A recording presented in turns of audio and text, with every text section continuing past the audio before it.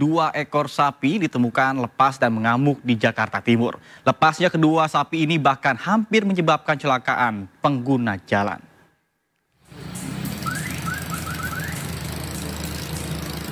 Warga sempat dihebohkan dengan temuan sapi yang terlepas dan mengamuk di Jalan Raya Pondok Gede Cipayung, Jakarta Timur pada Minggu pagi.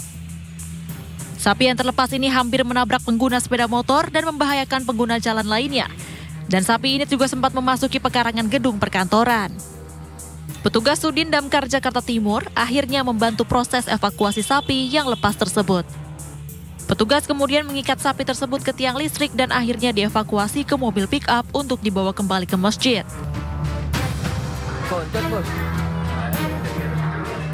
Sementara itu, satu ekor sapi berbobot lebih dari 300 kg lepas dan mengamuk di Jalan Kayu Manis 6, Matraman, Jakarta Timur.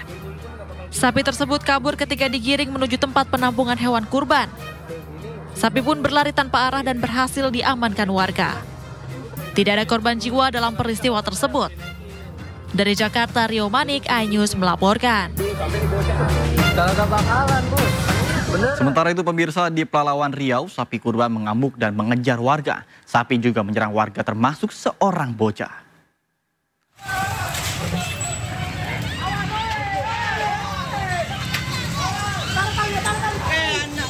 Panitia kurban Masjid Jainatul Firdaus di Kelurahan Kerinci Timur, Kabupaten Pelalawan Riau berupaya menangkap seekor sapi kurban yang mengamuk. Peristiwa ini terjadi akibat tali sapi terlepas hingga sapi kabur sejauh 4 km. Ketika dikejar, sapi tak berhenti berlari bahkan menyerang warga di sekitarnya. Sapi kurban juga menyerang bocah berusia 5 tahun yang sedang menyaksikan penangkapan. Warga segera membawa korban ke rumah sakit. Beruntung bocah korban diseruduk sapi itu hanya menderita luka memar. Pas itu kan diturunin, mungkin karena ramai anak-anak takut dia lari. Lari, udah kita tangkapin, tetap melawan, dia kan lari sampai sini jauh juga berapa kilo ini. Dari mana bang kita nih bang? Dari Masjid Jainatul Firdaus. Jalan? Jalan apa gitu pak? Pelita? Iya, Jalan Pelita. Sapi bisa dijinakkan usai dikepung warga beramai-ramai. Setelah tertangkap, panitia berupaya menenangkan sapi sebelum dikurbankan. Dari Kabupaten Pelalawan Riau, Diki Kurniawan, iNews melaporkan. Pembagian daging kurban di Masjid Jabalul Khair, Grobogan, Jawa Tengah diwarnai ricuh. Warga yang menunggu sejak pagi hari memaksa masuk ke dalam ruangan panitia kurban untuk meminta petugas memberikan daging kurban.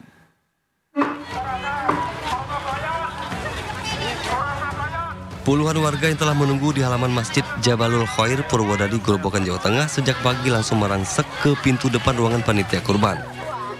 Mereka meminta jatah daging kurban kepada panitia.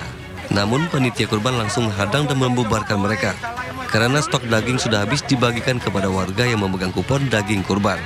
Sementara mereka tidak membawa kupon saat mengantri. Warga yang tidak kebagian kupon mengaku kecewa telah mengantri seharian dan tidak kebagian daging. Satu, Pak. Satu aja, satu kupon. Iya. Bawa anak 2 dapatnya 2. Kan 3 orang. Dapat 2 kupon. Tadi ikut mengantri juga di sini. Ikut sholat Id di sini. Nggak dapat. Tadi nunggu di Perudal lama banget. Katanya jam 1 selesai dari jam 8. Tahu-tahu sampai jam 3 katanya udah keluar dulu lah. Tapi lemes. Nah, dari kesini tadi juga nggak bawa kupon? Belum. Jam 6 udah telat. Berarti tadi sudah kemana saja? Tadi kan ke sini, terus ke sono Perudal. Udah ini nunggu di sana. Apa mau nunggu di tempat lain kan takutnya ntar apa gak dapet di situ loh.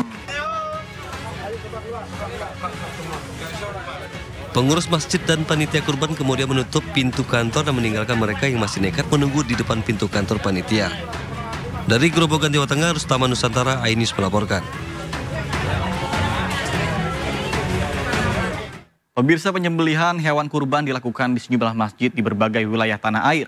Warga pun antusias menyembelih kurban untuk didistribusikan ke warga sekitar.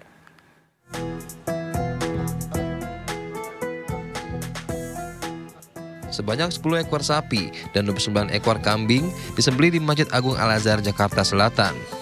Dari total hewan kurban yang disembelih, salah satunya milik Wapres terpilih Gibran Rakabuming Raka dengan bobot 700 kg jenis sapi limosin. Semua kurban yang disembelih rencananya akan dibagikan dengan sistem drop out kepada warga sekitar hingga warga Jabodetabek. Masyarakat Yogyakarta antusias menyaksikan penyembelihan hewan kurban di Masjid Gede Kauman, Yogyakarta. Sebanyak 11 ekor sapi dan 2 ekor kambing disembelih pada hari ini. Salah satu hewan kurban yang disembelih merupakan milik Sri Sultan Hamengkubuwono X dengan berat hampir 1 ton berjenis sapi bengal. Usai penyembelihan, daging kurban akan langsung dibagikan kepada warga dan masyarakat yang kurang mampu di wilayah sekitar Yogyakarta. Ratusan warga di Komplek Mabat, Srengseng Sawah, Jakarta Selatan, antusias menyaksikan penyembelihan hewan kurban yang dilakukan di Masjid Nurul Akbar. Total sebanyak 10 ekor sapi dan 11 ekor kambing akan disembelih dan dagingnya akan disalurkan ke 500 warga yang berhak menerima. Untuk menjaga ketertiban, panitia membekali warga dengan kupon untuk ditukar saat pengambilan daging kurban. Tim Liputan iNews melaporkan. Masjid Agung Al-Azhar di Jakarta Selatan juga menyembelih hewan kurban pada Senin kemarin. Di Kabupaten Bogor, Jawa Barat, masyarakat memilih berkurban secara mandiri dan disalurkan secara langsung kepada penerima kurban.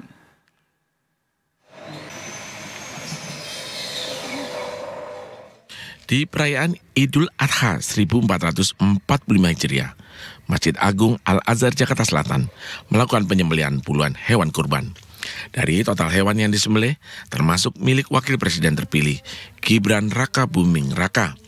Sapi Gibran diketahui memiliki bobot 700 kg yang berjenis limusin.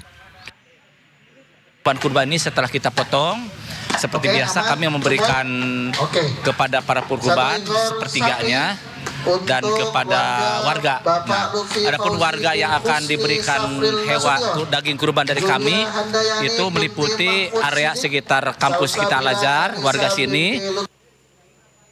Penyembelihan akan berlangsung selama 2 hari dan akan diberikan kepada warga, pengurus hingga masyarakat. Sementara warga asal Depok lebih memilih berkurban di wilayah Desa Karacak, Luwiliang, Kabupaten Bogor, dengan menyalurkan 1 ekor sapi dan 6 ekor kambing, dengan memotong, menyembelih, hingga membagikan langsung kepada warga pedesaan. Dan tentu saja kami berharap lebih hikmat, lebih berkah, karena memang masyarakatnya memang pantas untuk dibagi dan berbagi. Pelaksanaan kurban mulai dari memotong hingga menyalurkan kepada warga mencapai 500 kantong. Sudah dijalankan mendapat sambutan baik dari masyarakat pedesaan. Dan terima kasih kepada Allah. Alhamdulillah, terima kasih sekali lagi buat keluarga saya dikasih daging kurban. Terima kasih sekali lagi. Masyarakat cukup bersyukur karena metode langsung membagikan daging kurban dinilai lebih tepat sasaran. Hal ini dapat dilaksanakan oleh siapa saja, terutama warga yang mampu. Dari Jakarta dan Bogor, Jawa Barat, Ersa dan Wildan Hidayat melaporkan. Pemirsa, dalam berkurban ada kriteria tersendiri bagi hewan kurban, mulai dari usia hingga kondisi hewan kurban yang diatur oleh syariat Islam. Dan berikut persyaratannya. Pertama, hewan kurban harus cukup umur. Unta berumur minimal 5 tahun, sapi 2 tahun, kambing 1 tahun, dan domba 6 bulan. Kondisi hewan kurban harus sehat dan tidak cacat. Hewan yang dikurbankan pun sebaiknya gemuk dan dominan warna putih. Tidak hanya itu, hewan kurban juga dianjurkan bertanduk.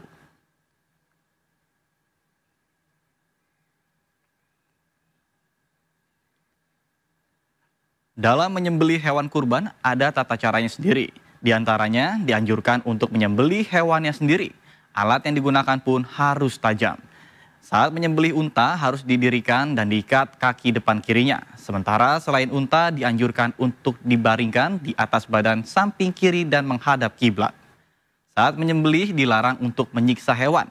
Penyembelihan dimulai dengan membaca bismillah dan takbir.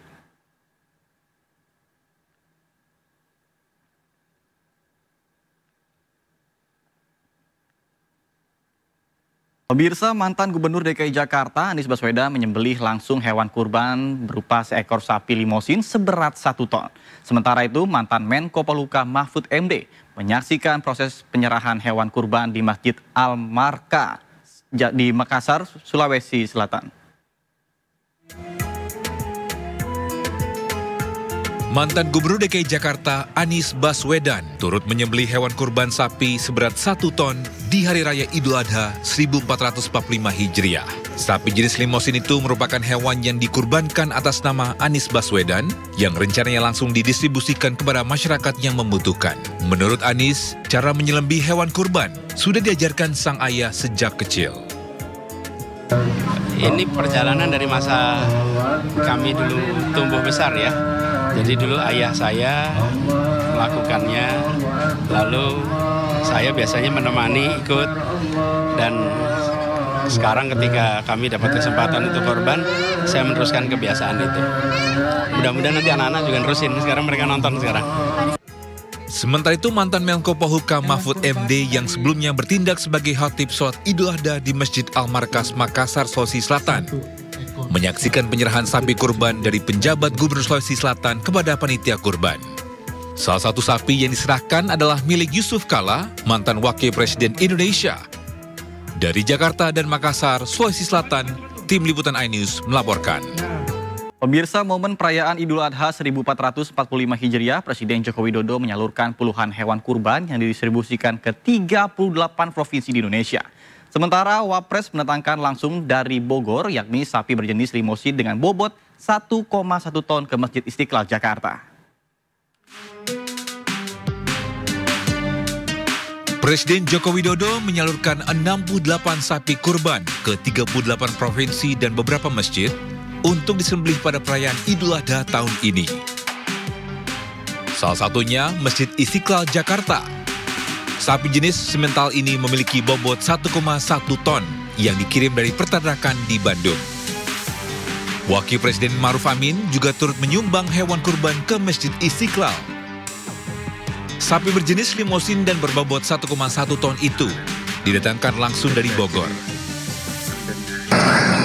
Menjadi tradisi setiap tahun, Presiden, Wakil Presiden memberikan korban di beberapa tempat dan utamanya di Masjid Istiqlal.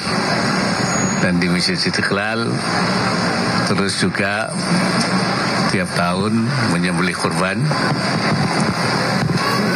dan tahun ini cukup banyak ya, sudah ada 50 sapi kambing, dan ini merupakan sunnahnya Nabi Ibrahim supaya setiap tahun kita mengeluarkan dana untuk membeli korban untuk kepentingan memberikan kepada orang fakir dan miskin. Sementara di Masjid Gede Kaum Yogyakarta, Sri Sultan Hamengkubuwono ke-10 menyalurkan hewan kurban sapi berjenis bengal dengan bobot kurang dari 1 ton.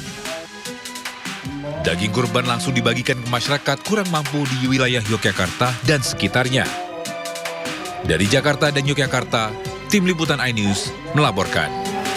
Pemirsa, untuk mengetahui proses penyembelihan hewan kurban Presiden dan Wakil Presiden, kita sudah tergabung dengan rekan kami Giselle Nurrahma di kawasan Masjid Istiqlal, Jakarta. Baik Giselle, apakah kurban sapi Presiden dan Wakil Presiden sudah disembelih? Silakan Giselle. Baik, selamat siang Nata dan juga pemirsa. Pasca penyembelihan hewan kurban milik Presiden Joko Widodo dan Wakil Presiden Ma'ruf Amin pada pukul 7:45 pagi tadi di halaman Masjid Istiqlal, dapat kami sampaikan situasi terkini. Pihak panitia masih melakukan proses penyembelihan, proses pemotongan, pengemasan dan juga pendistribusian daging hewan yang sudah dilakukan selama lebih dari 2 jam hingga pukul 10:50 siang ini. Adapun daging kurban yang sudah dipotong ini nantinya akan ditimbang terlebih dahulu sebelum akan diantarkan atau disalurkan ke masyarakat yang membutuhkan. Dan berikut pernyataan dari Bapak Ismail Cawidu selaku juru bicara Masjid Istiqlal.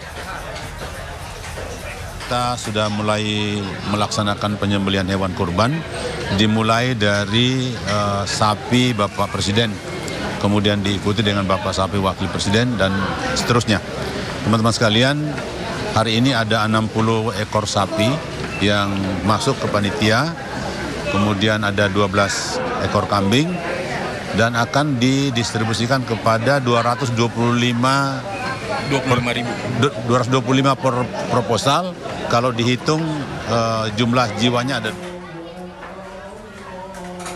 Ya pemirsa, berbeda dari tahun-tahun sebelumnya, pada tahun ini pihak Istiqlal tidak akan membagikan jatah daging kurban secara terbuka kepada masyarakat, melainkan akan dikirim langsung ke perseorangan yang membutuhkan dan sejumlah stakeholder atau lembaga lainnya binaan dari Masjid Istiqlal seperti pondok pesantren, panti asuhan, hingga asrama penghafal Al-Quran yang berada di Jabodetabek, sehingga masyarakat tidak perlu untuk mengantri dan mengambil jatah daging kurban di Masjid Istiqlal. Hal ini dilakukan supaya pembagian daging kurban kepada masyarakat dilakukan secara merata dan juga adil. Demikian Nata. Baik, terima kasih Giselle atas laporan Anda. Selamat bertugas kembali. Pemirsa, Menko PMK Muhadjir Effendi melontarkan wacana untuk memberikan bantuan sosial kepada korban judi online. Wacana tersebut menuai respon beragam dari masyarakat.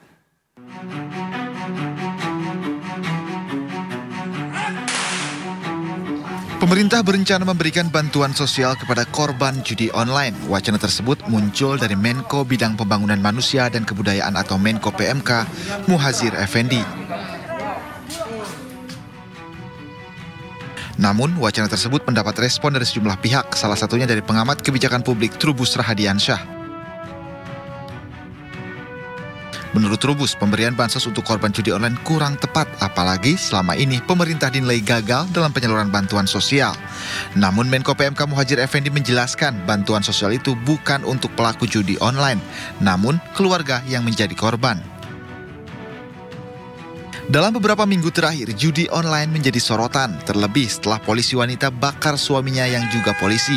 Pelaku emosi, sang suami menghabiskan uang belanja untuk judi online, padahal keduanya telah memiliki 3 anak yang masih kecil.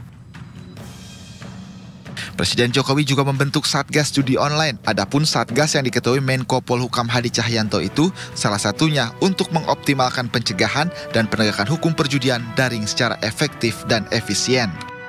Tim Liputan iNews melaporkan. Pemirsa, judi online menjadi momok bagi generasi muda di Indonesia karena dapat menyebabkan tindakan kriminal hingga bertambahnya kasus bunuh diri. Maka dari itu perlu solusi maksud kami untuk konkret untuk memberantas maraknya judi online.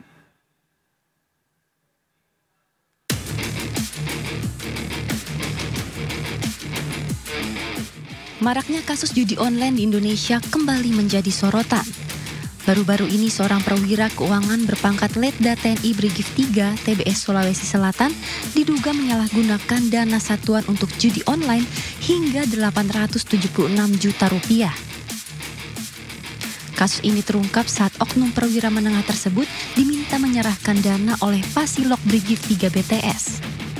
Meski permintaan dana telah dilakukan beberapa hari, namun oknum yang bertugas di bagian keuangan tak kunjung memberikan dana yang diminta. Setelah diperiksa, ia mengakui bahwa uang satuan telah ludes digunakan untuk judi online.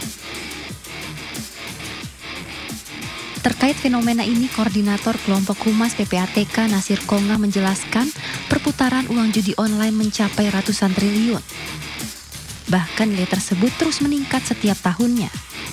Hal tersebut disampaikan Nasir dalam diskusi polemik MNC Trijaya yang bertajuk Mati Melarat Karena Judi, Sabtu 15 Juni 2024. Dari angka-angka akumulasi dari perputaran judi online ini, itu waktu-waktu memang terus meningkat ya. Kalau di 2021 baru terdeteksi 57 triliun. Dalam kesempatan yang sama, psikolog keluarga Muhammad Iqbal mengatakan bahwa judi online terus berkembang di Indonesia karena banyak masyarakat yang ingin kaya raya dengan cara instan. Ya, saya kira para pemilik judi ini mengetahui betul bagaimana kebutuhan masyarakat, khususnya di negara berkembang. Di negara berkembang itu orang pengen instan, pengen budaya instan. Selain itu, tingginya angka pengangguran dan kemiskinan di Indonesia juga menjadi faktor maraknya praktik judi online. Ditambah lagi iklan judi online tersebar luas di berbagai platform media sosial sehingga mudah diakses oleh masyarakat. Penyakit-penyakit masyarakat sekarang beralih.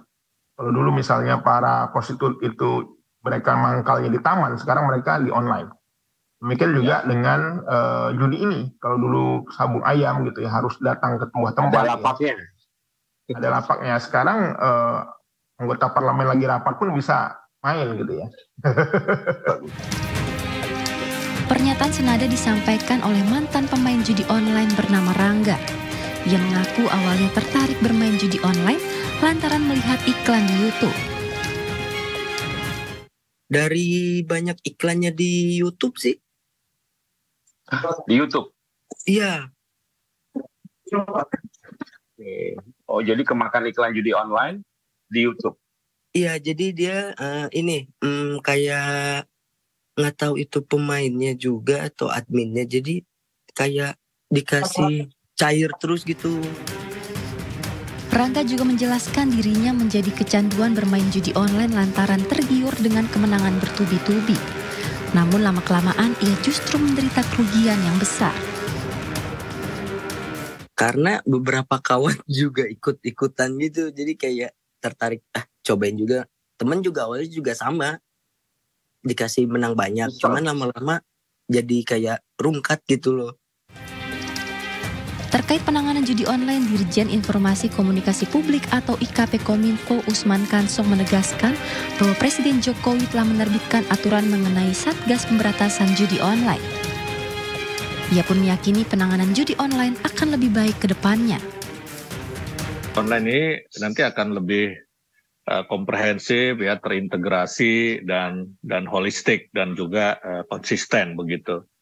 Koordinasi atau integrasi kolaborasi antara lembaga-lembaga ini akan semakin baik, semakin intensif.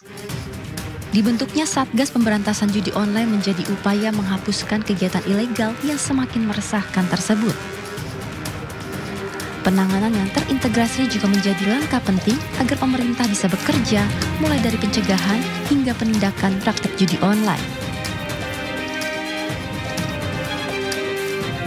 Anda masih bersama kami di Sindo Siang. Pemirsa, terlilit hutang pinjaman online, seorang karyawan perusahaan elektronik mencuri telepon genggam hasil produksi yang belum dirilis. Modus pelaku yakni dengan menyembunyikan ponsel hasil curian ke dalam kotak makanan dan menjualnya ke toko yang menampung hasil curian.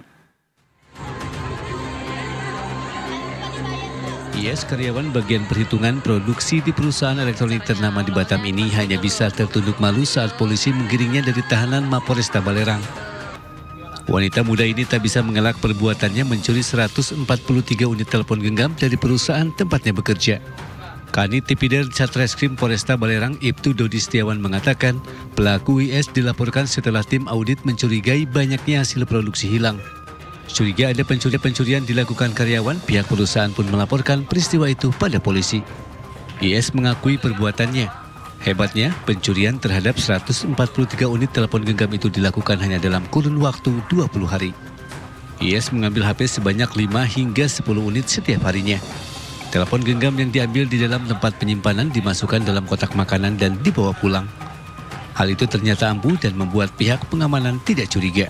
Jumlah barang yang berhasil tersangka ambil yang sudah kita inventarisir sebanyak 143 unit handphone yang belum dikemas. Sementara IS mengaku melakukan aksinya karena terjerat pinjaman online yang nilainya mencapai 150 juta rupiah. Pinjaman itu awalnya digunakan pelaku untuk membeli kendaraan dan memenuhi kebutuhan hidupnya. 134. Uangnya untuk apa? Untuk bayar pinjaman online. Pinjaman online. Kamu terjebak pinjaman online? Pinjaman online dan pinjaman koperasi. Oh, berapa banyak kamu minjam online itu?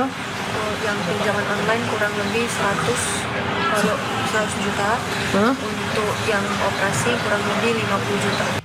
Kini IS harus mempertanggungjawabkan perbuatannya dan terancam pidana di atas 5 tahun penjara. Dari Batam, Gusti Yanosa, iNews melaporkan. Sementara itu pemirsa, usai videonya viral, konten kreator yang mengomentari kasus pengeroyokan bos rental mobil di lokasi kejadian menyampaikan permohonan maaf. Dalam video klarifikasinya, dia mengaku membuat video tersebut hanya untuk menambah followers dan tidak terlibat sebagai pelaku. Wakatobi, dengan ini saya meminta maaf sebesar-besarnya kepada seluruh warga Indonesia dan juga warga Desa Sukolilo. Tidak lupa juga dengan semua rekan-rekan rental mobil se-Jawa Tengah dan se-Indonesia Raya. Atas perbuatan konten saya kemarin yang telah membuat ramai dan gaduh di sosial media. Saya membuat konten hanya untuk viewer dan uploadan TikTok saya. Inilah video minta maaf dari konten kreator bernama Teyeng Wakatobi yang ia sampaikan ke warga Desa Sukolilo dan pemilik rental mobil se-Jawa Tengah. Hal ini dilakukan karena ia khawatir dikaitkan sebagai pelaku pengeroyokan setelah videonya viral mengomentari peristiwa penganiayaan di Desa Sukolilo tersebut. Videonya mengundang geram warganet. Kita kasih paham buat orang yang kurang paham. Kita hajar buat orang yang kurang hajar. Sebelumnya video seorang konten kreator asal Pati, Jawa Tengah dengan akun media sosial @teyeng_wakatobi viral di media sosial setelah pria berjuluk Gigi Racing ini diduga terlibat penganiayaan terhadap bos rental asal Jakarta yang tewas saat hendak mengambil mobilnya. Usai polisi melakukan pencarian terhadap pelaku, konten kreator tersebut meminta maaf melalui video klarifikasinya. Tim Liputan iNews melaporkan. Kita ke informasi lainnya pemirsa, polisi kembali menangkap 6 tersangka dalam kasus main hakim sendiri yang berujung pada tewasnya bos rental asal Jakarta di Pati, Jawa Tengah. Dengan penangkapan ini sudah ada 10 orang yang ditetapkan sebagai tersangka.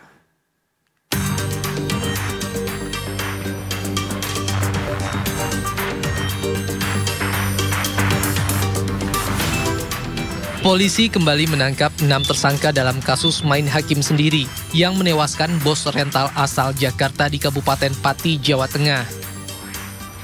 Pengejaran terhadap pelaku pengeroyokan itu dilakukan tim gabungan setelah menyisir rumah warga serta hutan yang menjadi persembunyian pelaku. Total sudah ada 10 tersangka dalam kasus ini yang seluruhnya merupakan warga Sukolilo, Kabupaten Pati. Ke-6 tersangka yang baru ditangkap masing-masing berinisial STJ, AK, SA, SU, NS, dan SHD. Ke-6 tersangka ini memiliki peran berbeda dalam menganiaya korban dan mereka terancam hukuman 12 tahun penjara. Perannya satu, ada yang mengambil alih kendaraan, kemudian ada yang menyetop kendaraan, kemudian ada yang mencengkiwing, itu? Menarik kerahnya, ada yang menendang perutnya, ada yang memukul dengan batu yang ditali pakai kaos, kemudian ada yang melindas pakai motor. Jadi bukti scientific crime investigasi ini kita gunakan untuk apa? Biar match di lapangan. Tidak serta-merta melihat video keterangan saksi kita ambil semuanya. Wow, itu kan tersangkanya banyak satu kamu, tidak begitu. Karena hukum kita adalah pembuktian. Kapolda Jawa Tengah menambahkan, bagi pelaku yang ikut melakukan penganiayaan untuk segera menyerahkan diri. Jika dalam waktu 1 minggu tidak menyerahkan diri, tim gabungan diperintahkan untuk melakukan tindakan tegas bagi pelaku yang masih bersembunyi di hutan maupun di lokasi lain yang sudah dilakukan identifikasi.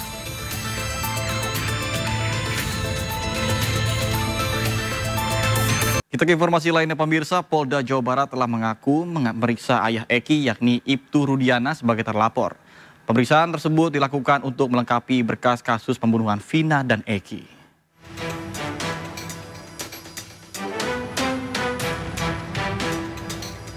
Kasus pembunuhan Vina dan Eki belum juga menemui titik terang. Polisi telah memeriksa sejumlah saksi dalam kasus ini, termasuk ayah almarhum Eki, Ibtu Rudiana. Kabid Humas Polda Jawa Barat Kombes Pol Julius Abraham Abbas mengatakan ayah Eki diperiksa sebagai pelapor. Pemeriksaan dilakukan untuk melengkapi bukti kasus pembunuhan Vina dan Eki.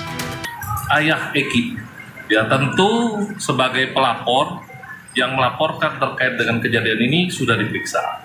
Ya, baik oleh penyidik dari Polda Jawa Barat tentu untuk kepentingan pemeriksaan, untuk penyidikan yang sekarang sedang dilakukan.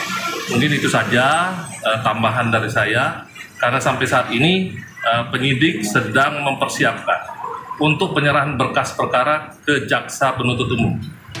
Sebelumnya Ibtu Rudiana disebut meminta Liga Akbar untuk bersaksi, padahal Liga mengaku tidak mengetahui kejadian tersebut. Liga diminta ikuti skenario yang dibuat oleh ayah almarhum Eki, Ibtu Rudiana. Terus Liga jawab, saya nggak tahu Pak. Tapi tulisan di BAP melihat. Dia tanyakan, orang kamu ada di situ kok katanya. Oke. Gitu. Ya saya bilang, saya nggak tahu Pak, saya harus kayak gimana kata saya. Terus kemudian diarahkan. Iya. Dan Liga waktu di pengadilan juga terpaksa mengatakan sesuai dengan apa yang di BAP. Terpaksa banget Pak. Karena sidang pun itu tertutup Pak. Di situ ada rekan almarhum Eki, ada ibunya juga, cuma tidak boleh masuk Pak. Saya bingung banget di situ.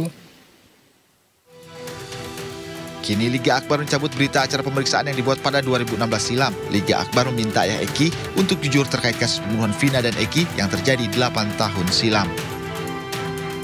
Tim Liputan iNews melaporkan. Pemirsa, kasus pembunuhan sejoli Vina dan Eki belum menemui titik terang.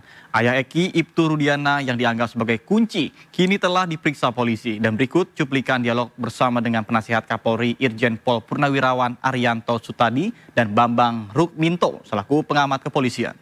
Saya pertama ke Pak Arianto terlebih dahulu. Melihat laporan yang dilakukan oleh Farhad Abbas dan teman-teman melaporkan ayah Eki ke Mapolres Cirebon, tanggapan Anda? Ya, tanggapan saya itu langkah yang bagus ya. Untuk mencari klarifikasi. Selama ini kan yang digaungkan di media ya, itu bahwa biang keroknya ini adalah si Pak Rudi ini kan gitu kan. Dia yang bikin laporan polisi, waktu itu kok tahu duluan bahwa kasusnya begini. Padahal dia ayah daripada korban, tapi kemudian dia melakukan penangkapan dan sebagainya kan gitu ya. Nah sekarang, tapi dalam prosesnya waktu itu, kasus itu kan sudah disidik oleh Polres Cirebon. Nah, hasil penyidikannya sudah dikirim ke jaksa, sudah dikirim ke pengadilan, dan sudah divonis, dan sudah ingkrah. Berarti kalau kita mau menelisik kembali apa yang dilakukan oleh si Rudiana ini, ya susah. Kecuali melalui putusan PK yang bisa mengkandaskan putusan yang berkas perkara yang dibikin oleh Polres Cirebon itu. Gitu. Nah sekarang dengan dilaporkannya Rudi itu sebagai orang yang mempengaruhi pelaku itu, memungkinkan daripada penyidik Polri ya untuk melakukan pemeriksaan ulang dulu ketika pertama kali dianggap mempengaruhi itu kayak apa gitu. Ini langkah ini melebihi daripada langkah yang bisa ditempuh oleh Propam. Karena kalau Propam itu kan menelisik dulu yang sudah terjadi dulu itu dasarnya apa? Paling dari keterangan-keterangan doang kan gitu, nggak ada dasar hukum. Oke, Pak Arianto, maaf saya potong. Ini yang saya mau tanyakan tadi. Ini kan prosesnya di Propam kan juga sudah berjalan. Apakah nanti tidak ada tumpang tindih begitu antara Propam dan juga Mapolres Cirebon? Enggak. Propam itu kan turun ke sana kan dalam rangka verifikasi ya. Apa yang terjadi dulu saat itu gitu kan. Dari versi Propam. Jadi pasti dia akan mencari saksi-saksi yang ada, yang terkait akan ditanya apakah benar. Dan kemudian cari bukti-bukti, dilihat berkasnya dan sebagainya gitu. Nah sedangkan kalau laporannya Pak Farhad ini kan laporan dari masyarakat kan. Dengan melihat saksi-saksi yang sudah bermunculan bahwa ini Pak Rudi ini dianggap sebagai mempengaruhi, nanti pasti ya patut disangka dia sebagai tersangka kan Pak Rudi itu, bahwa dia melakukan perbuatan itu. Nah polisi paling kalau laporan diterima nanti diselidiki apakah ini tindak pidana atau tidak. Kalau iya pasti nanti dilanjutkan dengan penyidikan gitu. Oke, baik. Saya ke Mas Bambang. Mas Bambang, kalau kita melihat indikator yang ada begitu ya terhadap Ibtu Rudiana, betulkah ada indikasi bahwa Ibtu Rudiana ini sengaja merekayasa dalam tanda kutip begitu kasus ini? Kalau melihat indikasi bisa saja itu terjadi ya. Seorang pelapor, apalagi beliau ini juga seorang anggota kepolisian, tentu memiliki akses ke penyidik di Polres Cirebon.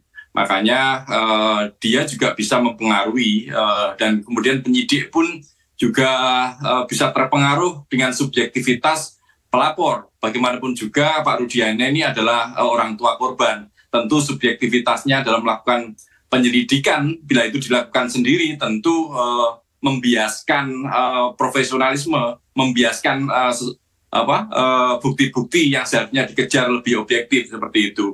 Makanya memang audit investigasi yang dilakukan oleh Propam itu penting untuk menelusuri 8 tahun yang lalu proses ini sudah benar-benar dijalankan secara objektif atau belum seperti itu.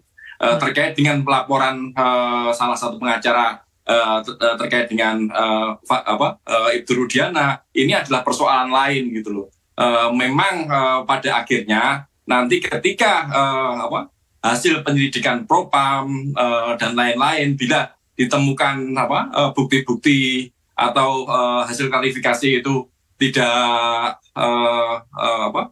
sesuai dengan SOP, tentu para tervonis bisa mengajukan PK gitu. Tetapi ini memang harus bisa dipisahkan antara kasus 8 orang yang sudah divonis dengan kasus Peggy Setiawan misalnya seperti itu. Tapi semuanya berkelindan, tapi masing-masing memiliki kekhasan tersendiri seperti itu. Beralih informasi lainnya pemirsa, puncak arus balik periode libur panjang Hari Raya Idul Adha diprediksi terjadi hari ini di Stasiun Pasar Senen, Jakarta. PT KAI menyebut 38.000 penumpang akan tiba di Jakarta dari berbagai daerah. Stasiun Pasar Senen Jakarta sejak pagi tadi sudah dipadati oleh penumpang yang datang dari berbagai daerah. Berdasarkan data dari PT KAI, hari ini 38.000 penumpang akan datang. Jumlah tersebut melebihi jumlah rata-rata kursi keberangkatan pada periode libur Idul Adha. Sementara itu, dari 255.000 lebih tiket yang dijual pada libur panjang kali ini, sekitar 50.000 tiket masih tersedia dan diperjualbelikan untuk keberangkatan hingga 19 Juni 2024.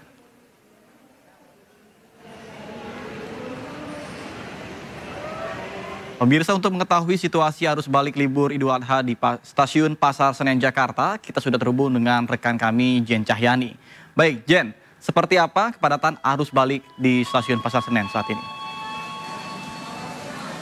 Baik Nata dan juga pemirsa, saat ini kalau dari pantauan kami di Stasiun Pasar Senen sendiri memang sudah ramai sejak pagi tadi, dan hari ini juga diprediksi akan menjadi puncak arus balik lebaran periode Hari Raya Idul Adha 1445 Hijriah.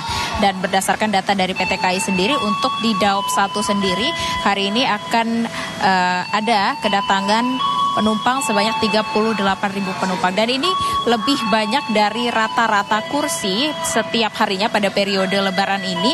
Dengan rata-rata perharinya ada 36.000 kursi, namun hari ini ada 38.000 kursi, di mana ini menjadi yang terbanyak pada periode libur panjang Hari Raya Idul Adha 1445 Hijriah. Dari total keseluruhan ada 255.000 tiket yang diperjualbelikan pada periode kali ini.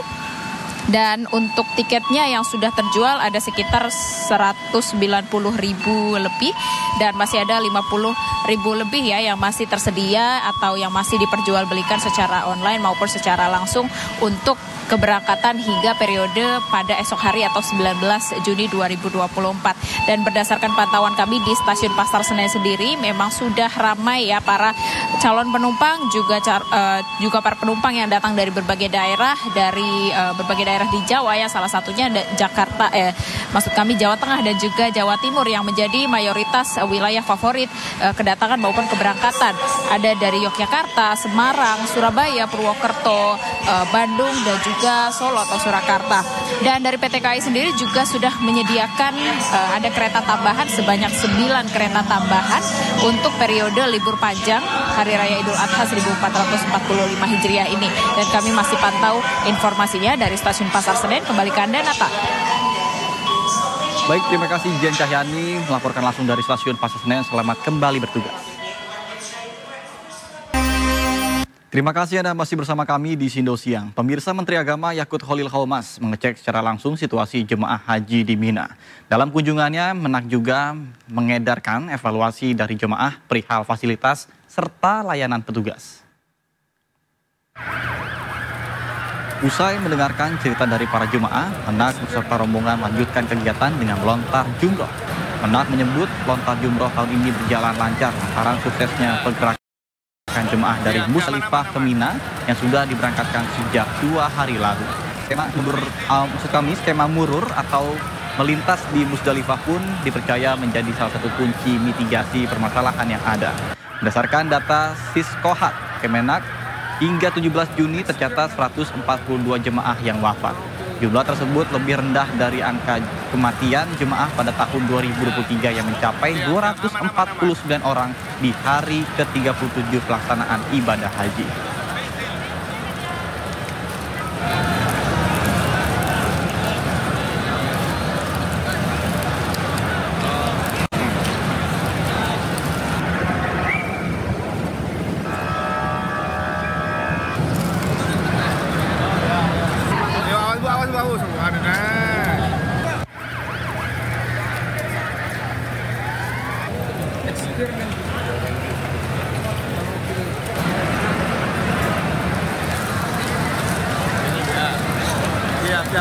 Aman.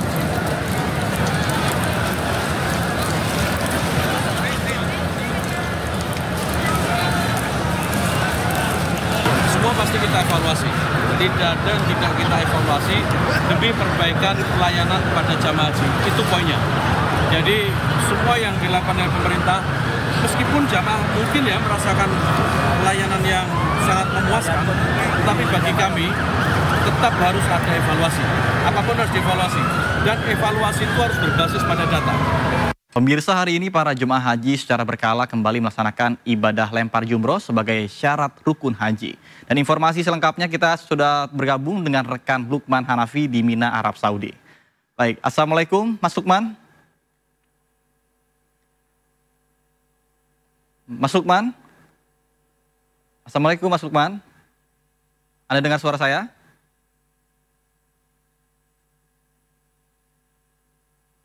Halo Mas Lukman.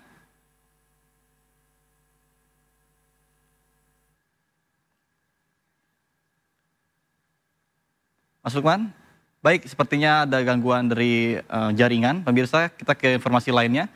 Pemirsa, hujan deras saat lempar jumroh di Mina membawa berkah bagi ribuan jemaah haji. Cuaca panas terik seketika berubah menjadi sejuk hingga menghilangkan lelahnya para jemaah.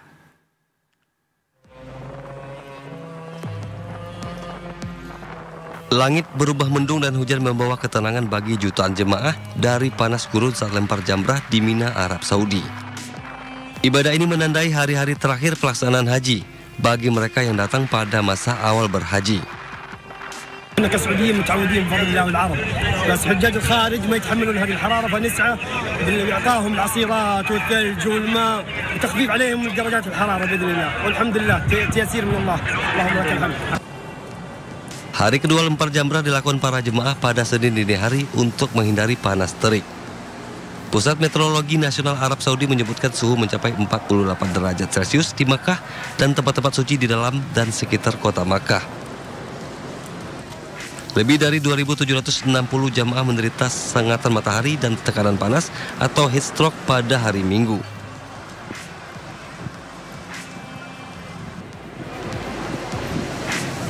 Baik pemirsa, kita kembali coba terhubung dengan rekan Lukman Hanafi di Mina, Arab Saudi. Assalamualaikum Mas Lukman. Waalaikumsalam. Baik, di hari ketiga ini apa yang menjadi tantangan para jemaah dalam melakukan rangkaian ibadah haji? Silakan Mas. Ya, Assalamualaikum warahmatullahi wabarakatuh. Ini hari ketiga, ini saya ada di Mina ya. Ini para jamaah haji ini seperti Anda lihat nih, mungkin bisa kelihatan mudah-mudahan ya. Tuh, itu masih sudah mulai rame dari jamaah haji. Nah, ini tantangan untuk lempar jumroh pada hari ketiga ini adalah tentu cuaca, karena saat ini kalau di sini jam 7.30 ya, suhu sudah mulai panas, ini sudah mendekati ke 40 derajat. Kalau kemarin sampai 48 derajat di jam siang menuju sore, ini pagi menuju siang sudah mendekati 40 derajat. Jadi para jamaah haji ini memang harus hati-hati, jaga kesehatan, dan juga tentu ketika menuju ke tempat lempar jumroh, jangan lupa siapkan payung, bawa minuman, juga kalau perlu mencegah panas, itu sunblock itu misalnya, seperti itu. Terus ada juga jangan lupa bawa minuman air putih. Begitu, Nathan. Baik, Mas Lukman, Menteri Agama menyebut ibadah lempar jumroh tahun ini lebih baik dari tahun sebelumnya. Nah, bisakah Anda gambarkan pemantauan Anda secara langsung di sana seperti apa? Ya, kalau jumroh tahun ini memang terlihat lebih rapi ya. Satu, karena pembagiannya lebih terorganisir, dan tempat lempar jumroh ini kan sebenarnya ada terdiri dari 5 lantai ya, ada lantai 1, lantai 2, lantai 3, lantai 4, dan lantai 5. Jadi bagi jamaah haji yang mereka menempati maktab-maktab yang ada di area sekitar lantai 1, lantai 2, maka mereka tidak bisa naik ke lantai 4 karena semua akses untuk meloncati lantai untuk menuju lantai yang lebih itu dikunci, ditutup atau tidak dibuka gitu. Jadi yang maktabnya ada di area lantai 1, lantai 2, maka mereka hanya bisa di lantai 1, lantai 2 untuk melempar jumroh. Yang maktabnya di sekitar lantai 3, lantai 4, maka mereka juga hanya bisa di lantai 3 dan 4, tidak bisa ke 1 dan 2 ataupun ke 5 dan sebagainya. Seperti saya sendiri, saya ada di posisi yang di sekitar lantai 5, jadi saya juga tidak bisa melempar jumroh di lantai 1, lantai 2, lantai 3, lantai 4, tapi hanya bisa di lantai 5. Maka dengan demikian tidak terjadi crowd yang berlebihan, tidak terjadi saling desakan sesama jamaah, dan tentu dengan adanya pembagian seperti ini, maka jamaah haji ini dalam melempar jumrohnya lebih nyaman dan lebih teratur. Begitu. Baik, usai lempar jumroh, kira-kira rangkaian apa lagi yang akan dilakukan oleh para jemaah? Ya, karena hari ini adalah rangkaian lempar jumroh yang terakhir.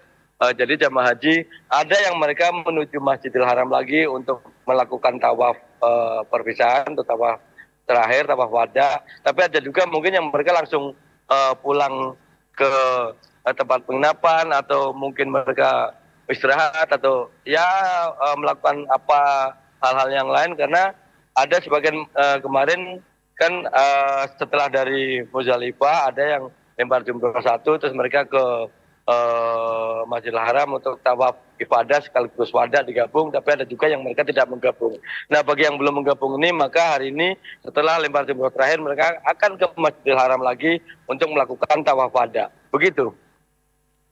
Baik, suhu di Arab Saudi disebut di atas 40 derajat Celcius nih. Tapi kemarin Mina sempat diguyur hujan. Lantas bagaimana situasi para jemaah ketika itu? Ya, sebetulnya hujan itu hanya sebentar kemarin ya. Jadi bahkan kemarin memang mungkin karena jamaah mengira bahwa setelah hujan suhu menjadi turun. Jadi memang kemarin setelah hujan sangat padat sekali jamaah yang melempar jumroh. Tapi suhu justru malah naik gitu. karena posisinya adalah hujan itu hanya sebentar sekali meskipun deras, tetapi suhu itu turun hanya 1 jam dan setelah hujan suhu udara kembali panas di atas 46 derajat kemarin. Begitu. Oke, baik. Terima kasih atas laporannya jurnalis senior Lukman Hanafi langsung dari Mina, Arab Saudi, dan jaga kesehatan dan selamat kembali beribadah. Terima kasih. Assalamualaikum. Mirsa, cuaca yang panas dan kondisi badan yang kelelahan seringkali menjadi pemicu jemaah haji jatuh sakit. Tim emergensi medis sektor pun menjadi garda terdepan penyelamatan jemaah di Jamarat Mina.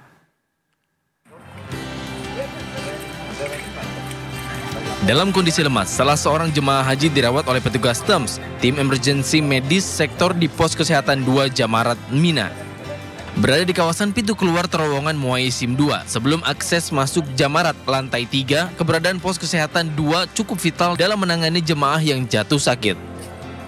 Meski tempatnya terlihat sederhana, namun pos kesehatan memiliki layanan yang cukup lengkap mulai dari deteksi dini, respon kegawat daruratan, rujukan ke rumah sakit, ambulans, obat-obatan hingga kursi roda.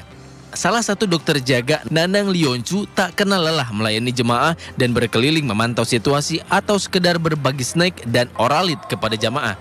Pertama adalah melaksanakan deteksi dini atau early detection, kemudian yang kedua adalah emergency response atau kegawat daruratan, dan yang ketiga adalah referral atau rujukan. Secara keseluruhan terdapat 5 pos kesehatan di jalur atas Jamarat yang tersebar di beberapa titik akses jamaah dari dan ke Mina. Setiap hari petugas di pos kesehatan terbagi dalam 2 shift kerja, pukul 12 siang dan pukul 12 malam. Mereka berjibaku menolong jemaah yang jatuh sakit sampai kondisi kedaruratan medis lainnya. Karena kesehatan dan keselamatan jemaah adalah yang utama. Dari Makkah, Arab Saudi, Suhud Nur Fadli, iNews melaporkan. Pemirsa, jelang kepulangan jemaah haji secara bertahap, penimbangan koper bagasi mulai dilakukan. Berat koper bagasi jemaah dibatasi maksimal 32 kg.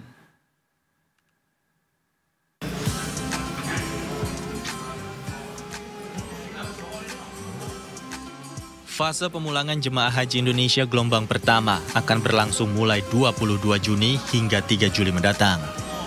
Penimbangan koper bagasi jemaah sudah mulai dilakukan oleh petugas penyelenggara ibadah haji Arab Saudi.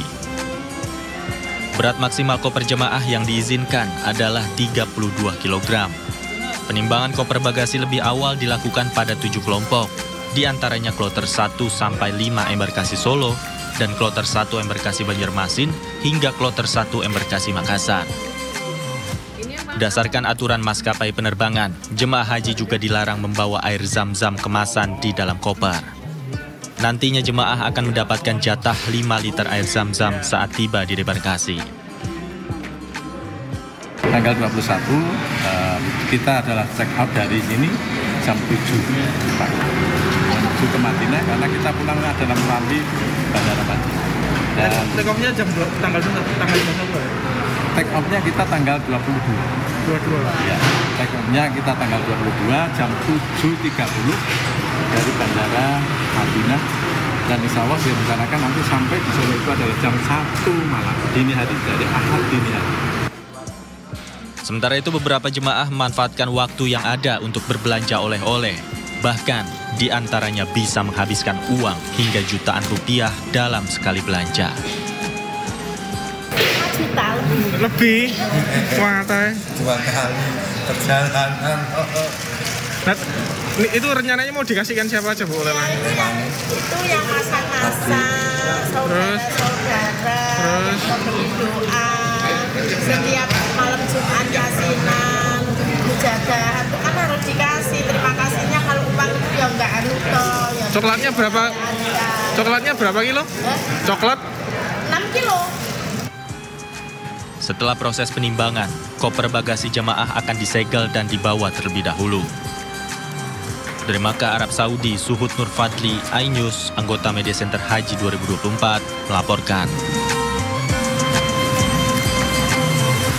Pemirsa, untuk memuaskan rasa rindu jemaah tanah air akan masakan Indonesia, sebuah restoran di dekat Gua Hiro menyuguhkan beragam menu Nusantara. Selain harganya yang terjangkau, para pengunjung juga bisa berbelanja menggunakan mata uang rupiah.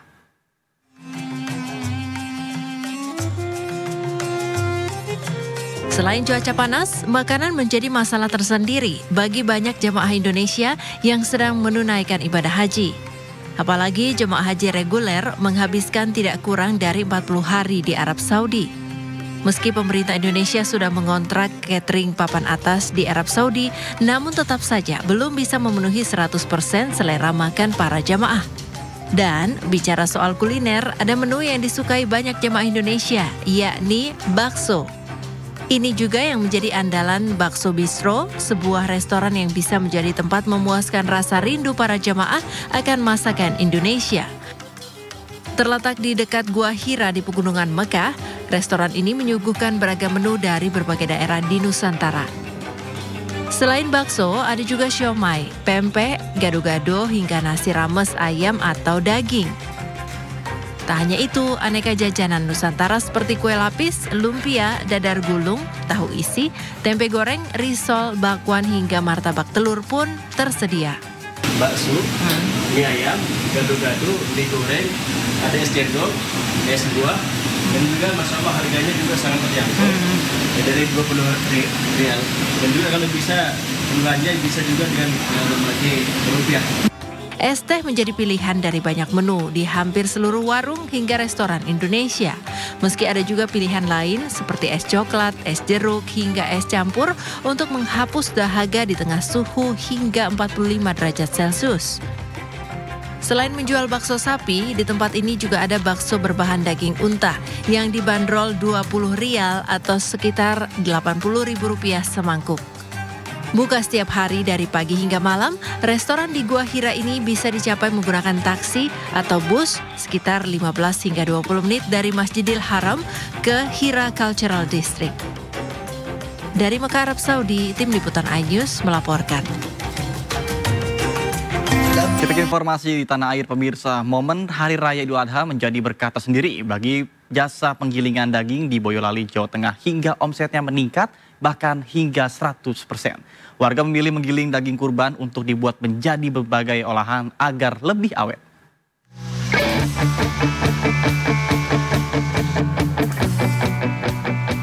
Sejak Senin siang hingga sore, warga silih berganti mendatangi tempat penggilingan daging di Pasar Pengging, Banyudono, Boyolali, Jawa Tengah. Warga rela antri hingga 1 jam lebih untuk menggilingkan daging sapi kurban yang mereka peroleh di Hari Raya Idul Adha. Rata-rata setiap warga yang datang membawa 2 hingga 3 kg daging sapi untuk digiling. Daging nantinya diolah menjadi berbagai macam masakan seperti bakso, gelatin, dan nugget. Pemilik jasa penggilingan daging, Supriyantin, mengaku omset usahanya meningkat 100%. Hanya dalam waktu 4 jam momen hari kurban, Supriyantin telah menggiling daging hingga 500 kg lebih. Rata-rata 2 kilo sampai 5 kilo. Jarang 1 kilo jarang. Biasanya digilingkan dalam bentuk apa? Bakso. Bakso. Paling banyak? Paling banyak rata-rata giling ke bakso. Paling banyak. Lalu digilingkan berapa? Gilingin 2,5 kilo. Dijadikan apa? Dijadiin bakso biasanya. Bakso. Soalnya bingung juga sih mau jadi apa. Terus kalau digilingin jadi bakso lebih bisa awet gitu, tahan lama. Diprediksi warga masih akan menggunakan jasa penggilingan daging hingga beberapa hari ke depan, mengingat waktu penyembelihan hewan kurban berlangsung selama hari tasyrik atau 3 hari usai Hari Raya Idul Adha. Dari Boyolali, Jawa Tengah, Tata Rahmanta, iNews melaporkan. Terima kasih Anda masih bersama kami di Sindo Siang. Pemirsa, seorang WNA yang viral beberapa waktu lalu memukul pengendara di kawasan Imam Bonjol dan Pasar Bali diamankan pihak petugas kepolisian. Diduga bule tersebut dalam keadaan depresi.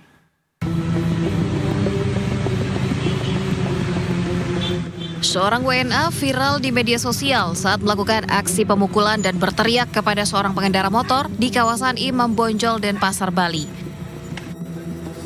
Pasca kejadian, petugas kepolisian sektor Kuta berhasil mengamankan pelaku yang merupakan WNA berkewarganegaraan Jerman. Sebelum dilaporkan melakukan penganiayaan di kawasan Imam Bonjol, pelaku juga sempat dilaporkan pemilik villa karena melakukan perusakan dan pengancaman terhadap karyawan villa. Bahkan menurut petugas, selama diamankan di Polsek Kuta, pelaku kerap mengalami emosi yang tidak stabil.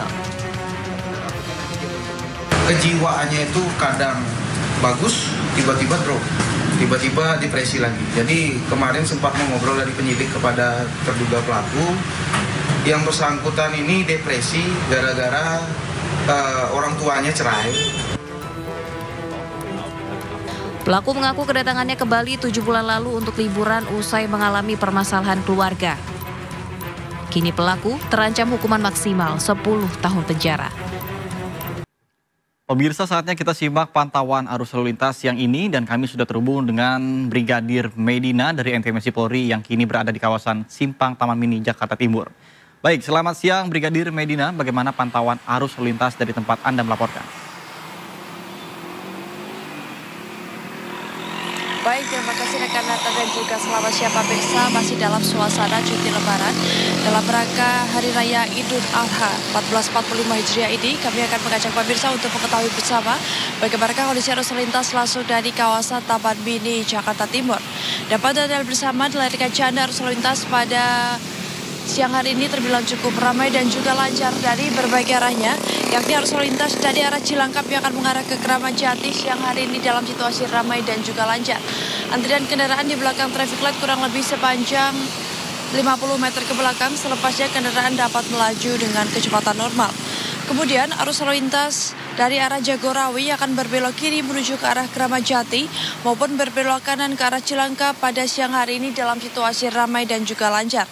Kendaraan didominasi oleh kendaraan pribadi baik roda 2 maupun roda 4. Dan kami menghimbau kepada Anda para pengendara untuk menjaga batas kecepatan maksimal kendaraan Anda karena banyaknya kendaraan besar dan juga adanya angkutan umum yang menaik turunkan penumpang di bahu jalan yang menjadi salah satu faktor ketersendatan yang perlu Anda antisipasi.